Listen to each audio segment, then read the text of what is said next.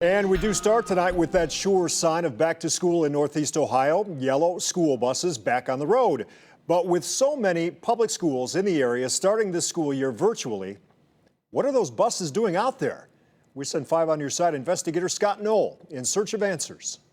Parma City Schools is one of those districts starting online. Plans are to hold virtual classes for the first 9 weeks.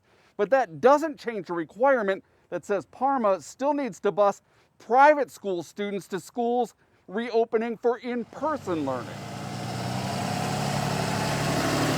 At Parma's Transportation Center, the buses are rolling once again. By the end of next week, we'll have 31 routes on the road. Not picking up and dropping off Parma City school students, but private school kids who live in the district.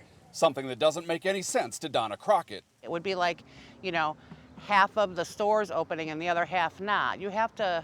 It all has to be together. The grandmother of 11 believes what's good for public school students should be good for all students. I feel like it needs to be across the board and nobody going back. But with that decision left to school administrators, district like Parma caught in the middle. There's not much that we can say. ANGELO CAPUTO is Parma's director of transportation. There are schools that are in session and we legally by law have to transport these students. And it comes at a price. We're going to be looking at right about $250,000 to transport these students for the first 9 weeks. CAPUTO says about 400 private school students have opted to ride the bus so far this year. We go into Cleveland and we go into Broadview, Brecksville Heights.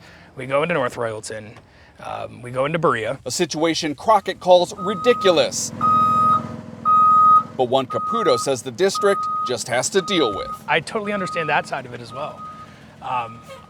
But at the same time, these students do live in our district and they are entitled to the same type of services that everyone else is. Making things even tougher, Parma had to reconfigure a number of its bus routes to ensure social distancing on buses and allow extra time for disinfecting.